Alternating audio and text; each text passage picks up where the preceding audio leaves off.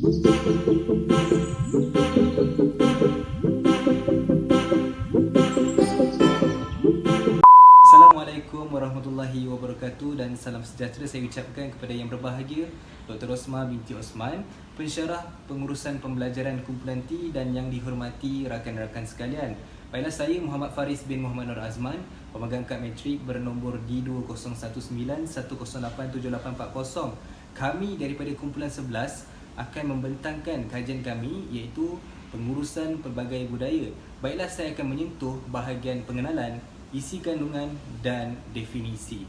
Baiklah, kita teruskan dengan bahagian pengenalan. Lokasi kajian yang dipilih adalah bertempat di Sekolah Menengah Kebangsaan Metodis Tanjung Malim. Ia merupakan sekolah integrasi kaum yang murid-muridnya terdiri daripada pelbagai kaum.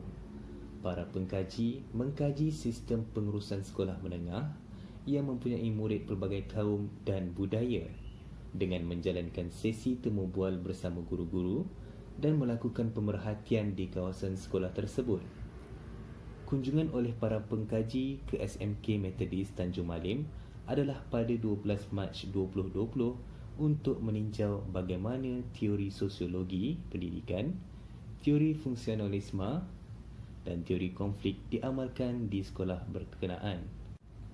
Seterusnya, bahagian isi kandungan. Budaya merupakan kelakuan manusia berdasarkan kelompok tertentu yang merangkumi aspek pemikiran, sikap, kepercayaan dan tindakan kebiasaan yang menggambarkan cara hidup mereka. Apa pula budaya sekolah? Budaya sekolah merupakan peraturan-peraturan tertentu bagi memastikan para pelajar mendapat pencapaian yang baik dalam bidang akademik dan memastikan para pelajar sentiasa sihat.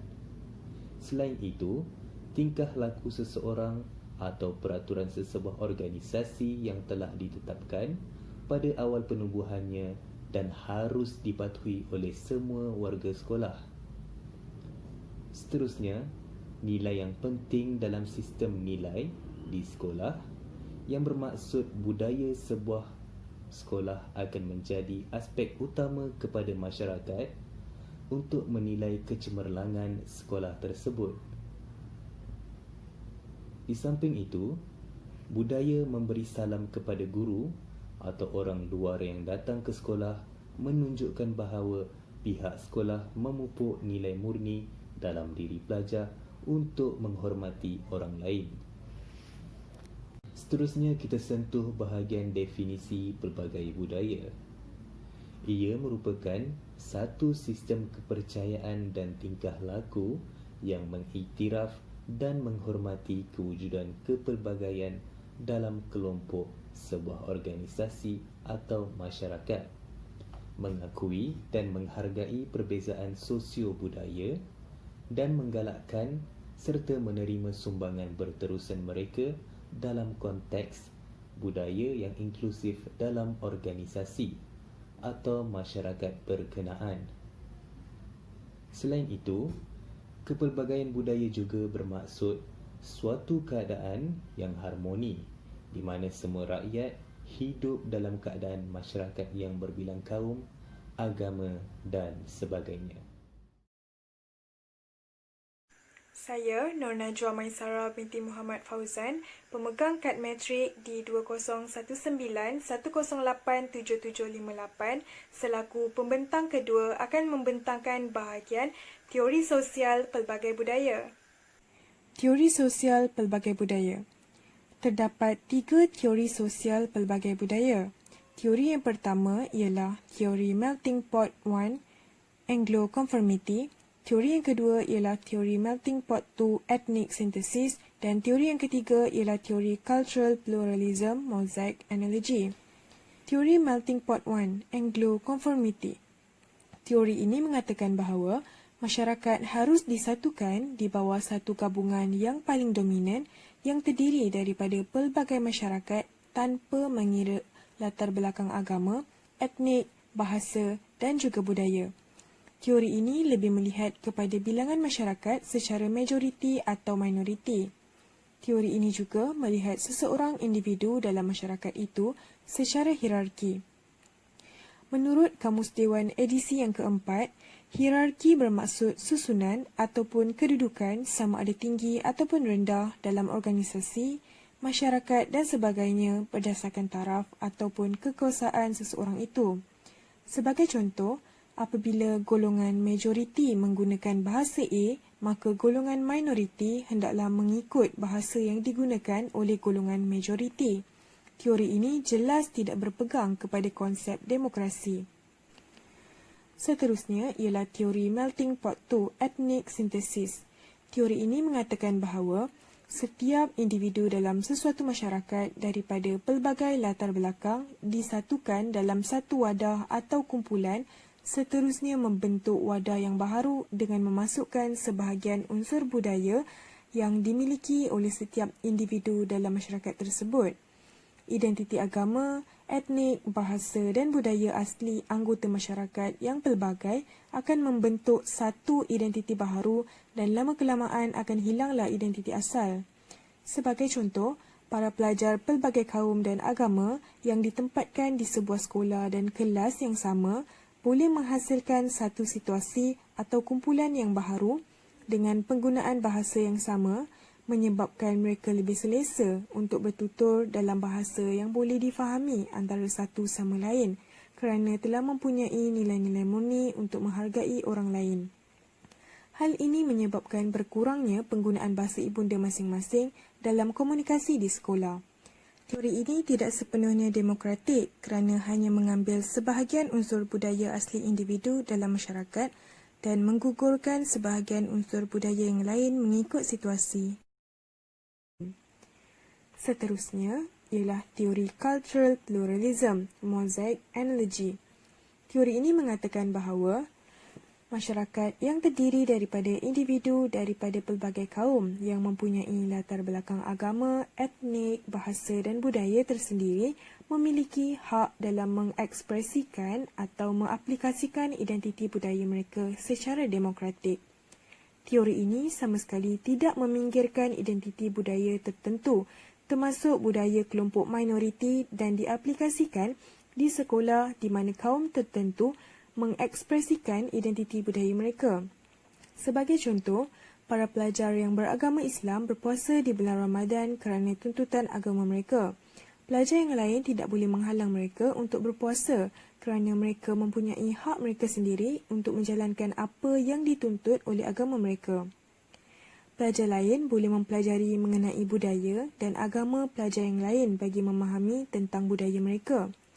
Hal ini dapat menyemai nilai-nilai murni dalam kalangan pelajar agar menghormati budaya dan agama masing-masing, menyebabkan pergaduhan dan perselisihan faham dapat dihindarkan daripada berlaku dalam kalangan pelajar. Beralih kepada slide yang seterusnya iaitu objektif kajian. Objektif kajian yang pertama adalah meninjau amalan dan budaya yang diamalkan oleh warga sekolah dalam konteks kepelbagaian kaum dan budaya di SMK Methodist Tanjung Malim. Objektif yang kedua adalah mengetahui isu kepelbagaian budaya yang timbul dan kesamarataan hak atau peluang yang diberikan kepada para pelajar berbilang kaum di SMK Methodist Tanjung Malim. Manakala objektif yang ketiga pula adalah menjelaskan pelaksanaan sistem pengurusan merentas budaya dalam kalangan warga sekolah khususnya murid yang berlatar belakangkan pelbagai kaum di SMK Methodist. Saya Nurul Fazlina binti Mak Rodi, pemegang kad matrik D201910877742. Selaku pembentang yang ketiga akan membentangkan dapatan kajian. Yang pertama ialah bahasa dan komunikasi. Pengurusan budaya dari segi bahasa dan komunikasi di SMK Methodist berada pada tahap yang baik.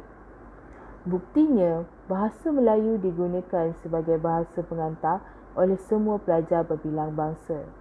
Para pelajar juga boleh menuturkan bahasa ibunda kaum masing-masing tanpa sebarang larangan. Para pelajar juga saling menghormati bahasa ibunda yang dituturkan oleh kaum masing-masing serta tidak wujudnya unsur hina-menghina antara satu sama lain. Yang seterusnya ialah etika. Pengurusan budaya dari segi adat pemakaian berada pada tahap yang baik.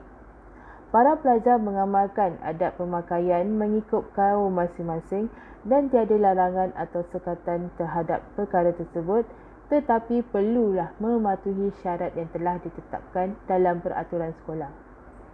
Pelajar lelaki yang berbangsa Melayu dibenarkan memakai songkok dan pelajar perempuan Islam pula wajib memakai tudung. Manakala, pelajar berbangsa India pula dibenarkan untuk membuat tocang rambut dan memakai tanda di dahi seperti tanda merah yang dikenali sebagai bindi. Seterusnya ialah pelajar berbangsa Cina dan India juga dibenarkan untuk memakai gelang benang di sekolah. Namun, hanya segelintir pelajar Sikh yang memakai penutup kepala dan gelang besi, walaupun dibenarkan untuk berbuat demikian. Jadi, pemakaian mengikut adat bagi pelajar berbangsa Sikh berada pada tahap yang lemah. Seterusnya ialah pembudayaan pemakaian baju batik dalam kalangan guru pada hari Khamis yang berada pada tahap yang lemah kerana hanya segelintir guru di sekolah tersebut yang membudayakannya. Walau bagaimanapun, perkara ini tidak dapat diperhatikan pada hari kejadian. Jadi, kami mengambil pendekatan untuk bertanya kepada pelajar secara rambang. Seterusnya, etika pemakaian pinafore dalam kalangan pelajar perempuan yang bukan beragama Islam berada pada tahap yang baik. Kerana rata-ratanya pelajar memakai pinafore yang labuhnya melepasi paras lutut seperti yang digariskan dalam peraturan sekolah. Terdapat juga sebahagian pelajar yang bukan beragama Islam seperti Cina dan India tidak memakai pinafore tetapi memilih untuk memakai baju kurung. Hal ini menunjukkan bahawa tradisi bangsa Melayu turut mendapat sambutan dalam kalangan pelajar berbilang kaum. Seterusnya, pengurusan budaya dari segi kekemasan diri pula berada pada tahap memuaskan. Hal ini kerana terdapat segelintir pelajar, khususnya pelajar lelaki, yang melanggar etika kekemasan diri dengan membudayakan fashion rambut yang tidak mengikut standard gaya rambut seperti yang digariskan dalam peraturan sekolah. Antara kesalahan yang dilakukan adalah mewarnakan rambut menjadi perang, dibiarkan begitu panjang dan terjuntai di hadapan. Namun demikian, sebahagian besar pelajar membudayakan etika kekemasan diri seperti yang digariskan dalam peraturan sekolah. Larangan terhadap budaya tindik atau memakai subang di hidung atau anggota lain menyalahi peraturan sekolah juga dipatuhi dengan baik oleh semua pelajar. Saya, Nur Azlin binti Sukhaimi, memegang nombor kad matrik B2019108776 akan meneruskan pembentangan mengenai aspek pergaulan antara kaum. Hasil pemerhatian yang dijalankan di SMK Methodist Tanjung Malim, kami dapati bahawa pergaulan antara kaum ini berada di tahap yang baik. Buktinya, kami dapat melihat sendiri adanya pencampuran para pelajar yang berbilang kaum ketika makan di kantin ketika waktu rehat dan mereka duduk bersama-sama dan makan bersama tanpa mengira kaum. Para pelajar juga bersukan bersama di padang, khususnya pada proses PDP iaitu subjek pendidikan jasmani dan kesihatan berlangsung. Seterusnya, pencampuran para pelajar yang berbilang kaum juga dapat dilihat ketika aktiviti kokurikulum dijalankan, khususnya bagi badan beruniform dan kelab persatuan. Para pelajar yang berbilang kaum juga bercampur dalam satu kumpulan dalam menyertai pertandingan-pertandingan yang dianjurkan oleh sekolah. Contohnya, pertandingan silat. Semasa berlangsungnya proses PDP di kelas, pencampuran para pelajar yang berbilang kaum, khususnya aktiviti berkumpulan adalah di tahap yang baik. Berdasarkan pemerhatian kami dapati terdapat kumpulan pelajar yang bercampuran antara satu sama lain yang terdiri daripada pelbagai kaum yang berbeza. Pencampuran para pelajar yang berbilang kaum berada pada tahap yang baik. Pengkaji melihat sekumpulan pelajar yang berbincang berkenaan pembelajaran usainya waktu persekolahan.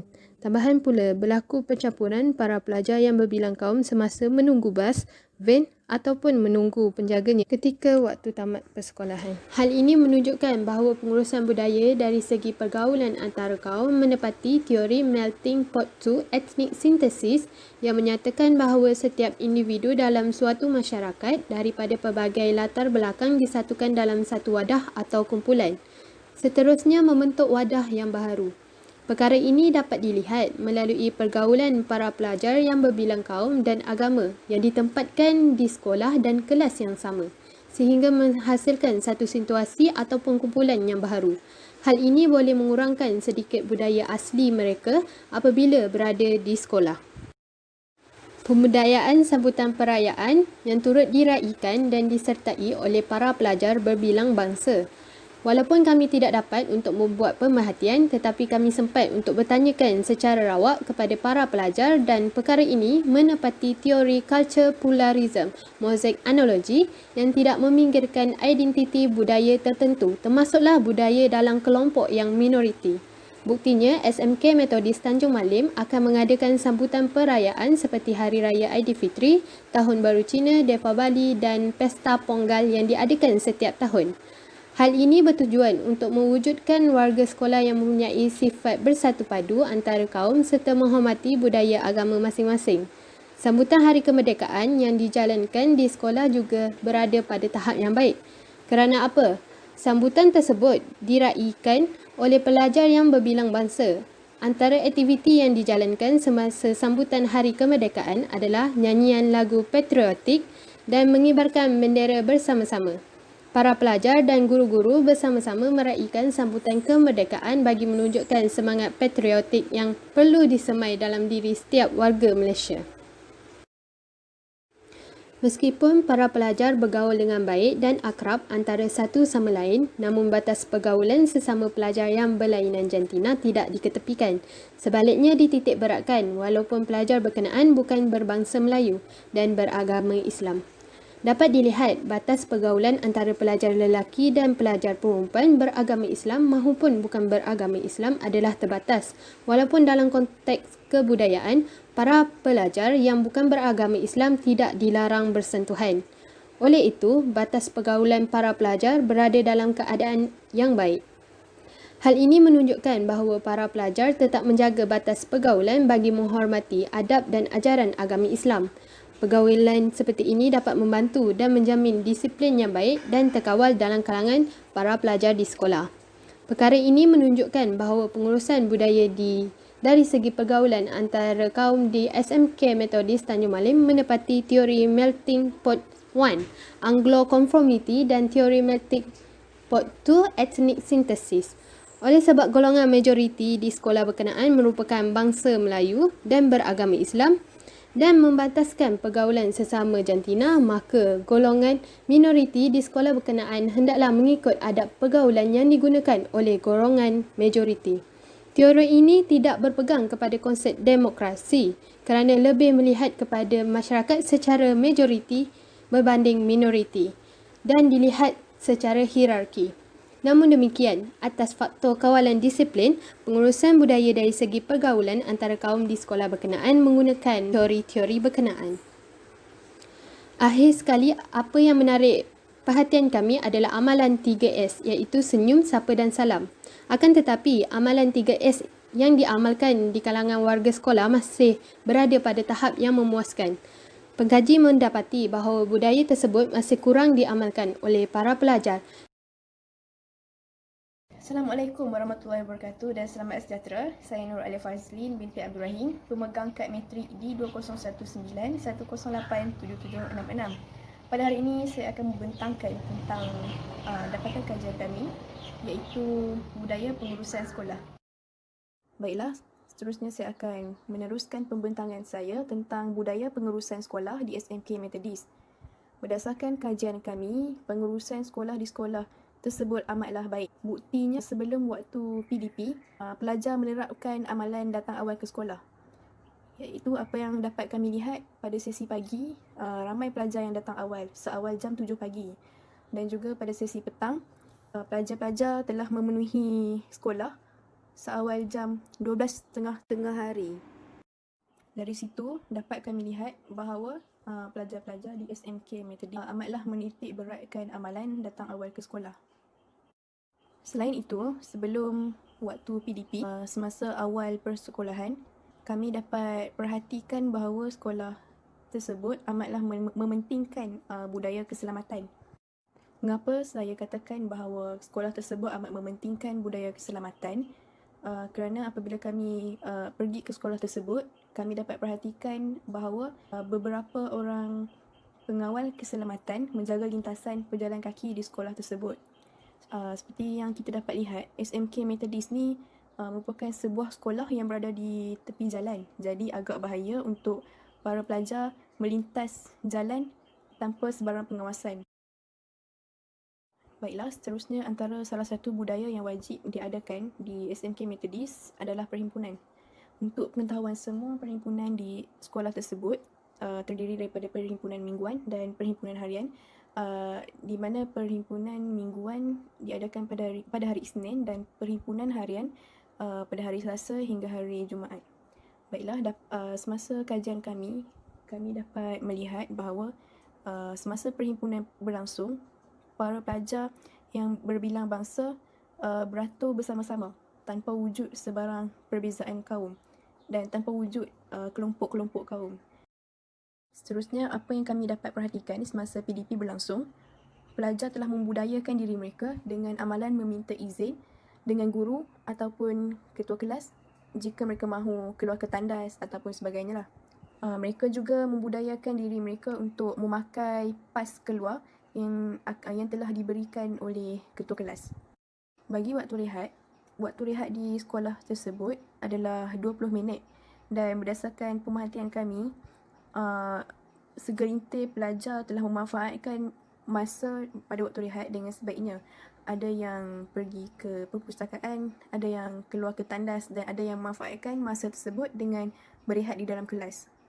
Ada juga pelajar yang menghabiskan masa pada waktu rehat untuk ke kantin dan ada juga sebahagian pelajar yang memilih untuk berbual antara satu sama lain di tempat yang disediakan. Semasa PDP berlangsung, pelibatan antara guru dan pelajar amatlah dititik beratkan. Pelajar juga diberi peluang untuk bertanyakan soalan dan peluang yang sama diberikan kepada semua pelajar berbilang bangsa untuk berinteraksi di dalam kelas. Dan guru-guru di situ juga mengambil tindakan kepada pelajar yang pasif dengan bertanyakan banyak soalan kepada mereka supaya mereka terlibat dengan aktif di dalam kelas. Baiklah, setakat ini sahaja pembentangan saya. Sekian, terima kasih.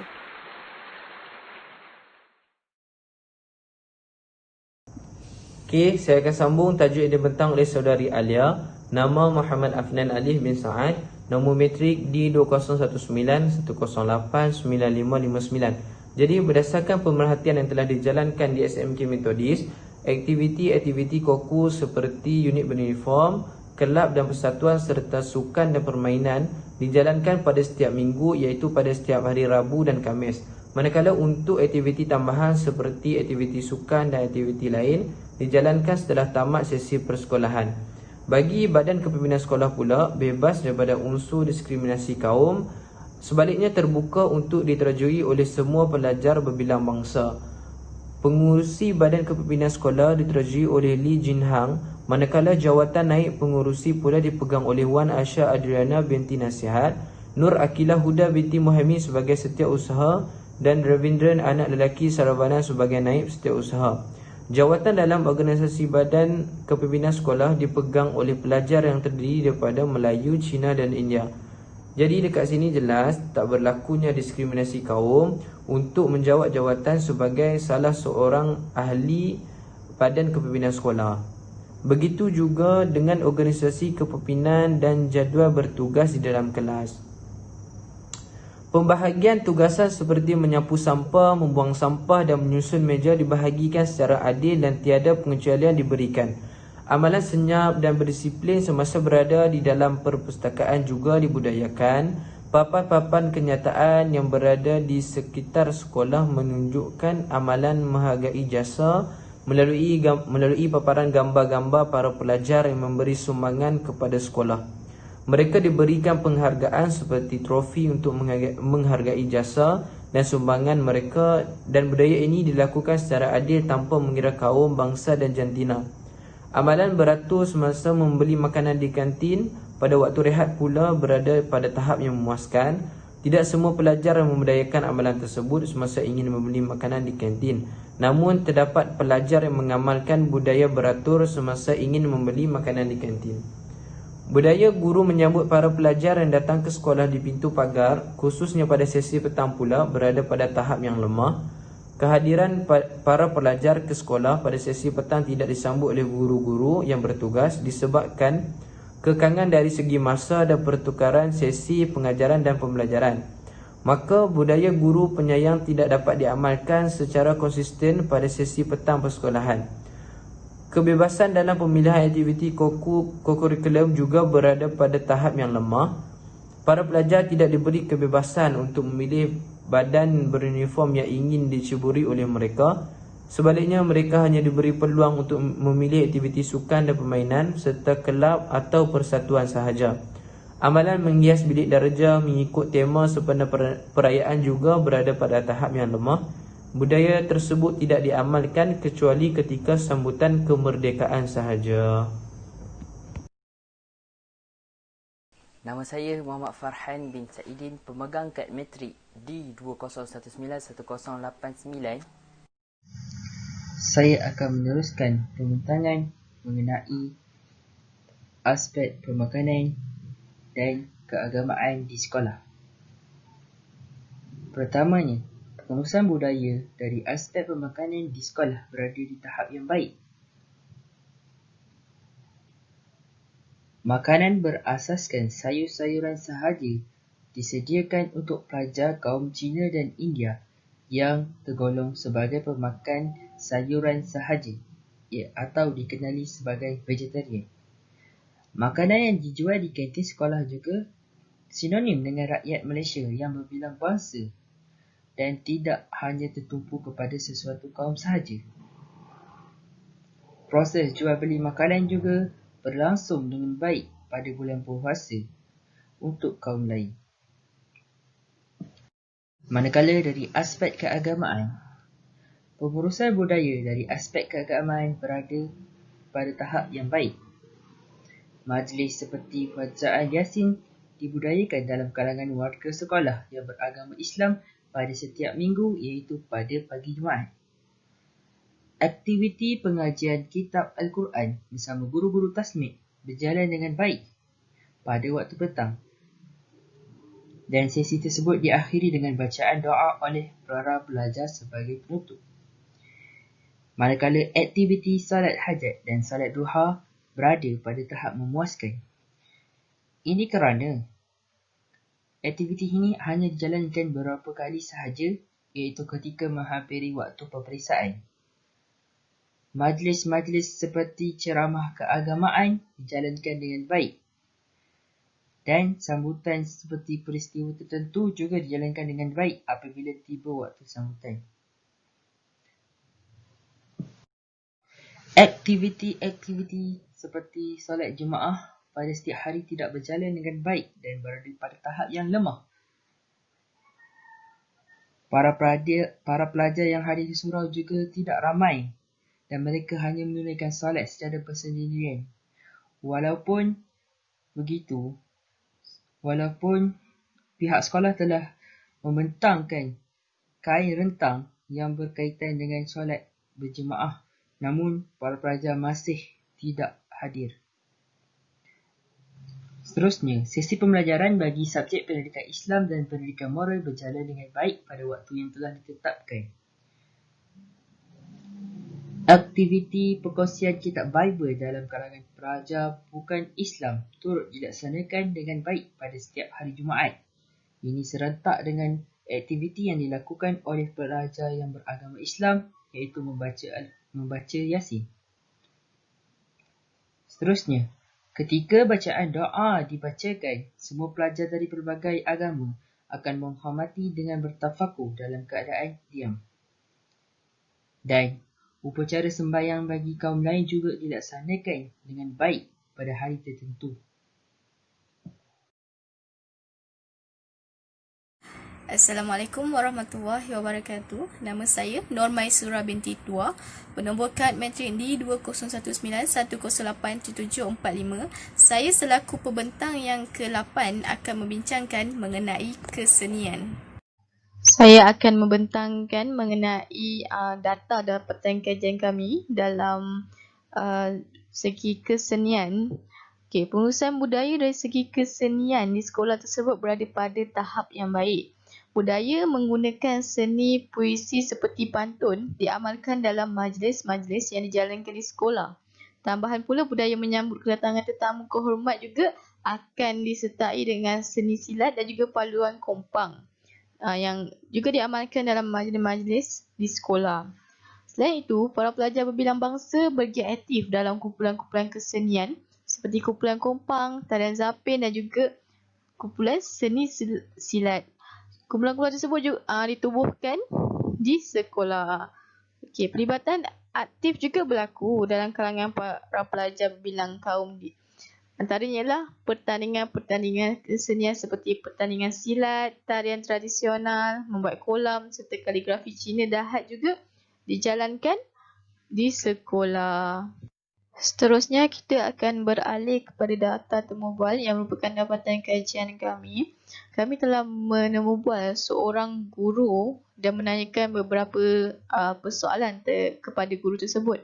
Persoalan yang pertama ialah, sejauh manakah pendidikan Alaf 21 yang dibudayakan dalam proses pengajaran dan pembelajaran dalam kelas membantu mengeratkan hubungan antara pelajar yang berbilang kaum? Jawapan guru tersebut ialah, pendidikan Alaf ke-21 dapat mengeratkan hubungan antara pelajar berbilang kaum, iaitu kedudukan meja pelajar yang ditetapkan secara berkumpulan akan menyebabkan pelajar duduk dalam kumpulan yang terdiri daripada pelbagai bangsa. Para pelajar akan berkenalan antara satu sama lain dengan lebih akrab dan menggalakkan interaksi antara satu sama lain. Perbincangan kumpulan yang melibatkan para pelajar berbilang kaum mampu mewujudkan hubungan yang sihat sesama mereka. Mereka boleh bertukar idea dan buah fikiran untuk menyelesaikan sesuatu tugas yang diberi. Para pelajar juga akan lebih peka untuk menjaga sensitiviti, saling menghormati, empati dan prihatin sekaligus membuatkan hubungan mereka menjadi lebih rapat dan juga mesra.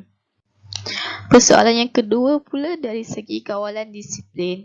Tindakan yang diamalkan oleh guru-guru untuk memperbetulkan kesalahan yang dilakukan oleh para pelajar ialah guru-guru akan menegur dan menasihati para pelajar untuk mengubah sikap dan tidak mengulangi kesalahan yang dilakukan.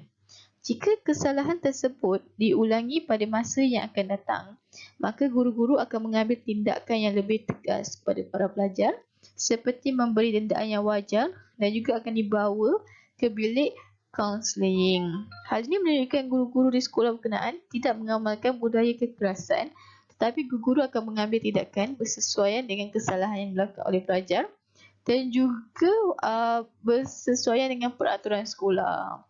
Antara kesalahan yang dilakukan pelajar ialah terbahagi kepada 3, iaitu kesalahan ringan, sederhana dan juga berat. Persoalan yang ketiga pula berkaitan dengan program-program akademik, co-curriculum dan juga sasia yang dianjurkan oleh pihak sekolah.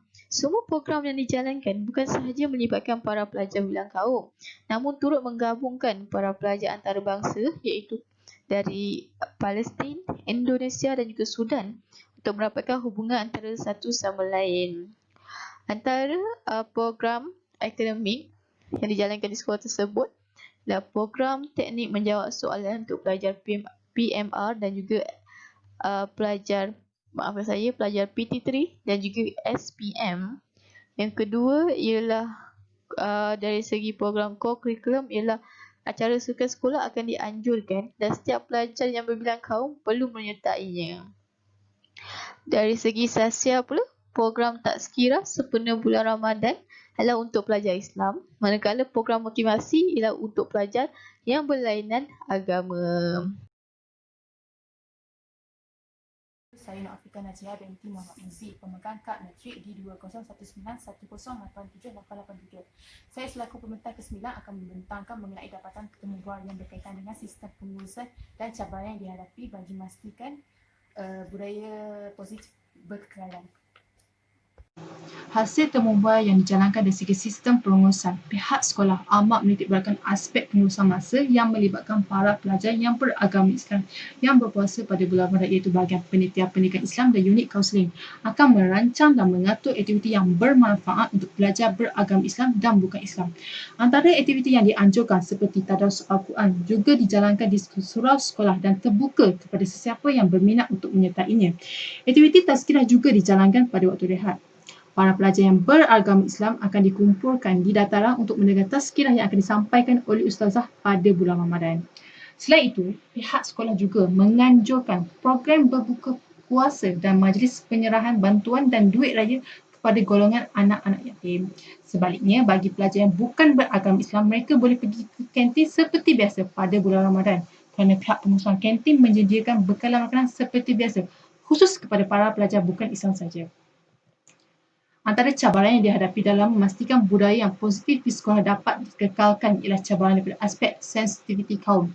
Setiap kaum mempunyai sensitiviti masing-masing dan ada pantang larangnya. Yang paling penting, bahasa yang digunakan dalam komunikasi harian antara pelajar berbilang kaum perlu dijaga dalam bahasa-bahasa yang sensitif.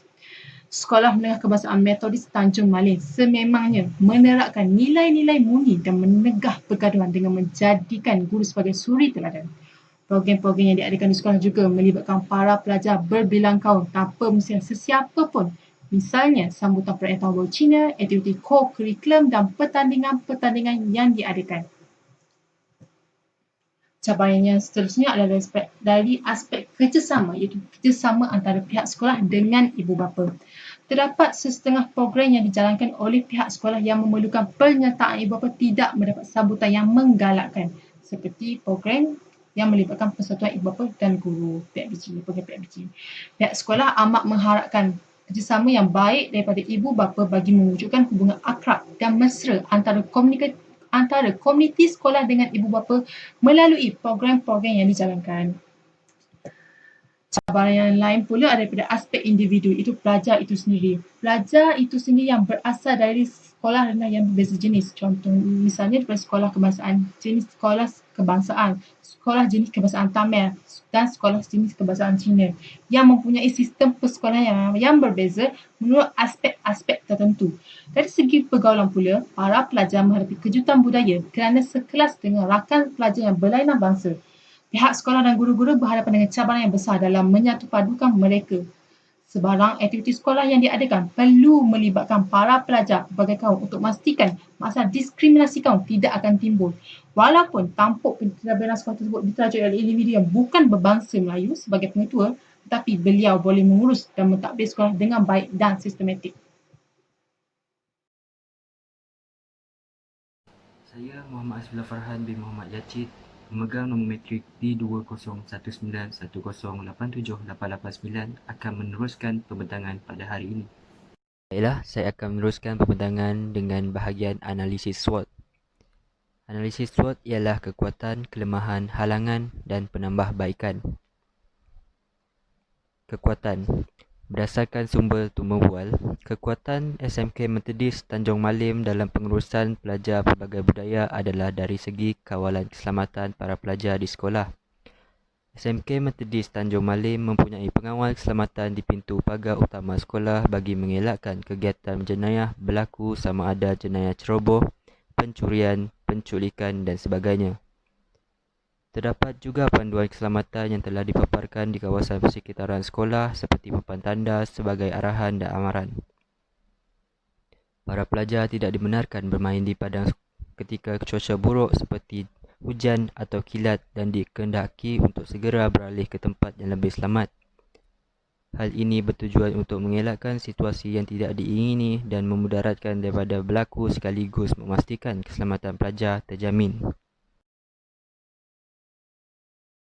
Seperti paparan di video, terdapat beberapa orang pengawal keselamatan telah ditugaskan oleh pihak sekolah di hadapan pintu pagar bertujuan untuk menjaga lalu lintas. Hal ini bertujuan untuk menjaga keselamatan para pelajar yang ingin melintas jalan raya semasa pergi dan pulang daripada sekolah. Seterusnya ialah kelemahan. Kelemahan Di SMK Metodis Tanjung Malim ialah budaya guru penyayang terpaksa diabaikan oleh guru-guru disebabkan kekangan masa dan pertukaran sesi pembelajaran. Apabila program guru penyayang yang memperuntukkan komitmen guru untuk menyambut kedatangan para pelajar ke sekolah tidak dapat dilaksanakan, hal ini mencerminkan senario yang tidak harmoni dan mesra pelajar. Ketiadaan guru-guru di pintu pagar untuk menyambut para pelajar yang hadir ke sekolah akan menyebabkan mereka tidak bersemangat untuk ke sekolah. Sebaliknya, jika guru-guru setia menyambut kehadiran para pelajar ke sekolah pada setiap hari dengan senyuman dan sifat keterbukaan yang sepatutnya, para pelajar akan merasa gembira dan dihargai menyebabkan mereka lebih bersemangat untuk hadir ke sekolah bagi menjalani proses pembelajaran. Saya Nurina Liana binti Nasaruddin, bernombor matrik D2019-1087776 akan menyambung pembentangan ini. Saya akan membentangkan tentang halangan dan penambahbaikan terhadap kajian yang kami lakukan. Baiklah, berikut merupakan halangan yang dihadapi oleh pihak Sekolah Menengah Kebangsaan Metodis Tanjung Malim dalam konteks pengurusan kepelbagaian budaya. Halangannya ialah kerjasama antara pihak sekolah dengan ibu bapa pelajar khususnya dalam program-program anjuran Persatuan Ibu Bapa dan Guru iaitu PIBG. Halangan yang dimaksudkan ialah kesukaran untuk mendapat kerjasama daripada ibu bapa khususnya dalam program-program anjuran Persatuan Ibu Bapa dan Guru. Perkara ini menghalang pihak sekolah untuk mewujudkan hubungan akrab dan mesra antara komuniti sekolah dengan ibu bapa melalui program-program yang dijalankan. Seperti mana yang kita sedia maklum, kebiasaannya program-program yang melibatkan Persatuan Ibu Bapa dan Guru sering tidak mendapat sambutan. Hal ini kerana pelajar itu sendiri tidak memaklumkan kepada ibu bapa mereka tentang program PIBG yang dianjurkan oleh sekolah. Tambahan pula, ibu bapa sibuk dengan kerja dan tiada masa untuk meluangkan masa di sekolah anak-anak mereka. Halangan ini turut berpotensi menggagalkan hasrat pihak sekolah untuk menyemai semangat patriotik dalam kalangan ibu bapa pelajar yang berbilang kaum melalui program-program sekolah yang dijalankan. Selain itu, pihak sekolah ini juga berhadapan dengan halangan daripada individu itu sendiri, iaitu para pelajar kerana bukan semua pelajar berasal dari sekolah yang mempunyai kaum yang berbeza di sekolah merendah mereka. Sebagai contoh, Sekolah Jenis Kebangsaan Tamil, Sekolah Jenis Kebangsaan Cina dan Sekolah Kebangsaan. Oleh itu, masalah kejutan budaya akan dihadapi pada peringkat awal apabila mereka ditempatkan sekelas dengan rakan pelajar lain yang berbilang kaum dan mengalami kesukaran dalam bergaul atau berkomunikasi sesama sendiri. Hal ini sepatutnya diatasi dengan lebih awal agar para pelajar lebih selesa untuk menjalani aktiviti di sekolah.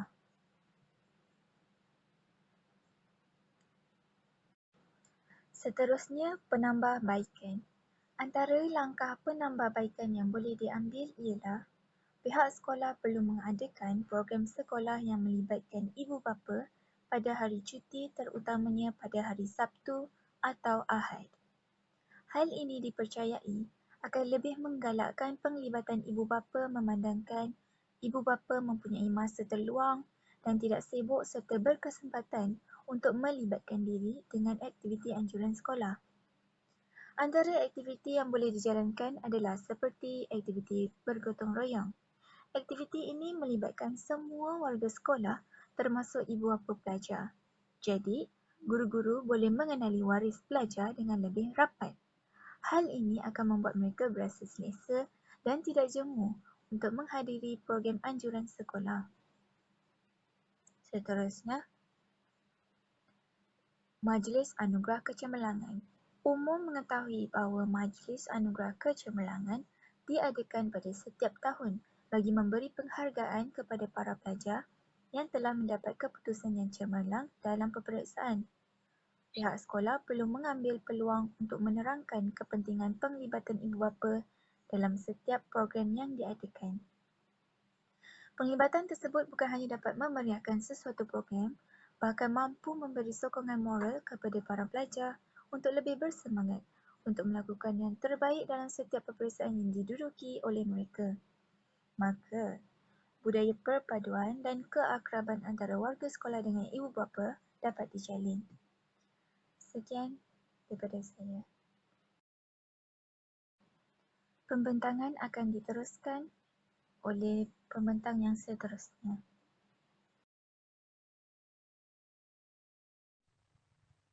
Saya Maraiku yang Naripe bernama metrik di 201910877759 selaku pembentang yang terakhir untuk kumpulan kami akan membentangkan bahagian cadangan, penutup dan juga rujukan. Antara cadangan-cadangan yang kumpulan kami telah syorkan setelah menjalankan kajian di SMK Metodis adalah menitik beratkan keharmonian pelajar yang terdiri daripada pelbagai kaum dalam satu sekolah. Selain itu, penganjuran aktiviti yang pelbagai lagi dapat memberikan peluang kepada pelajar yang berlainan kaum agar dapat mengenali adat tradisi bagi kaum-kaum yang lain pula. Seterusnya, perbezaan antara kaum yang berlainan seharusnya dielakkan di SMK Metodis oleh kerana di sekolah tersebut menempatkan kaum yang pelbagai, tidak kiralah sesama pelajar maupun para petugas. Di samping itu, budaya menegur sapa antara satu sama lain juga harus diperteguhkan lagi dalam kalangan pelajar maupun warga sekolah yang lain. Oleh hal yang demikian, penambahbaikan terhadap pengurusan sekolah yang sedia ada sudah pasti dapat diperkokohkan lagi bagi memastikan suasana sekolah SMK Metodis kekal harmoni dan sentiasa terjaga dengan baik. Seterusnya ialah penutup. Kami para pengkaji telah menggunakan 3 teori sosial budaya dalam pemerhatian ini, iaitu teori Anglo-conformity, ethnic synthesis dan cultural pluralism. Kami juga telah merumuskan pengurusan sekolah secara menyeluruh dengan menggunakan aspek kesenian, etika, komunikasi antara kaum, keagamaan dan juga pengurusan sekolah. Kami juga mendapati bahawa kesamarataan layanan dan taraf diberikan kepada setiap pelajar yang pelbagai kaum dan agama. Tidak lupa juga warga SMK Metodis jelas sekali dilihat mempraktikkan amalan 3S, iaitu senyum, sapa dan salam di kawasan sekolah.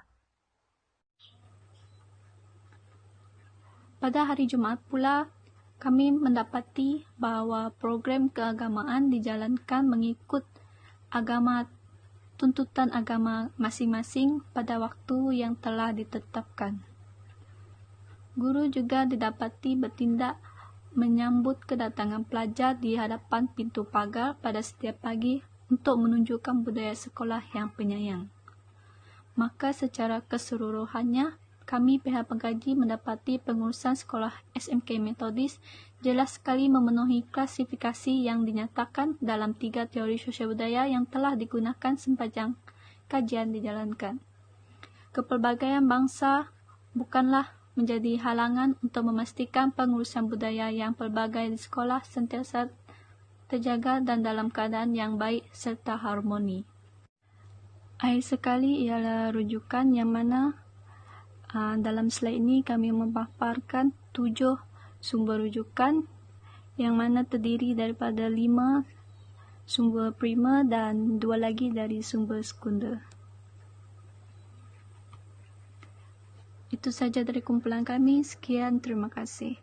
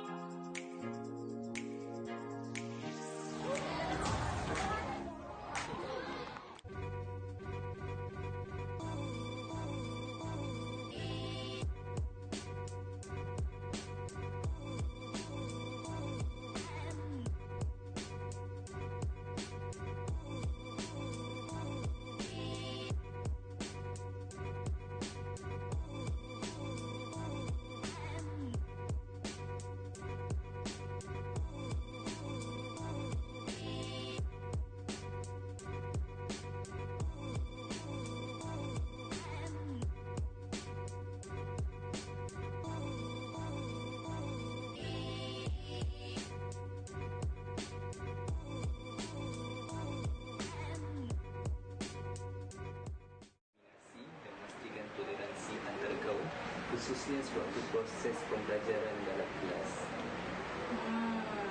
Dalam kelas Okey, untuk pengetahuan awak semua kan, seperti mana yang awak lihat, sekolah ni dia berbilang kaum. Okay? Ada Melayu, ada Cina, ada India, ada orang asli, ada Indonesia, ada Sudan, ada Palestin. Ini semua ada.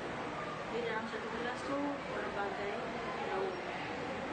Jadi guru-guru dalam PDPC dalam kelas sentiasa mengutamakan keselamatan murid, perselisihan paham cuba dielakkan. Jadi dengan menerapkan nilai-nilai mulia lah. Dalam kelas tu kita tak ada diskriminasi mana-mana kaum. Walaupun cikgu tu cikgu India, dia tetap mengajar budak Melayu, budak Cina, budak India, tak ada limitasi, tak ada double standard.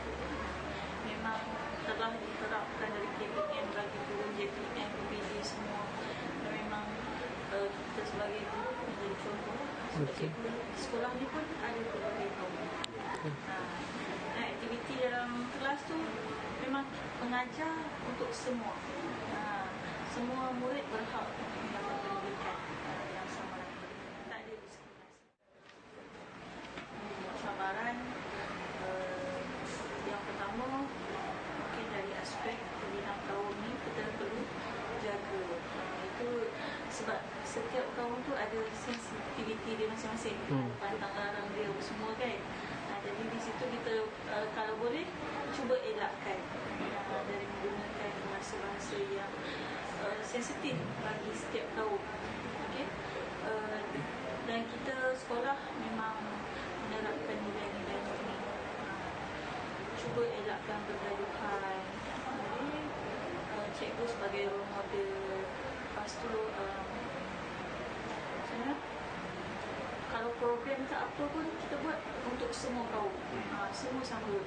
Contohnya kalau kita buat sambutan perayaan kaum baru Cina, kita buat peringkat sekolah. Jadi semua kaum sambut. Okay? Ya. Kalau ada aktiviti apa walaupun melibatkan curriculum, akademik dan sebagainya, memang kita melibatkan pelbagai kaum. Masuklah pertanian apa-apa. Okay?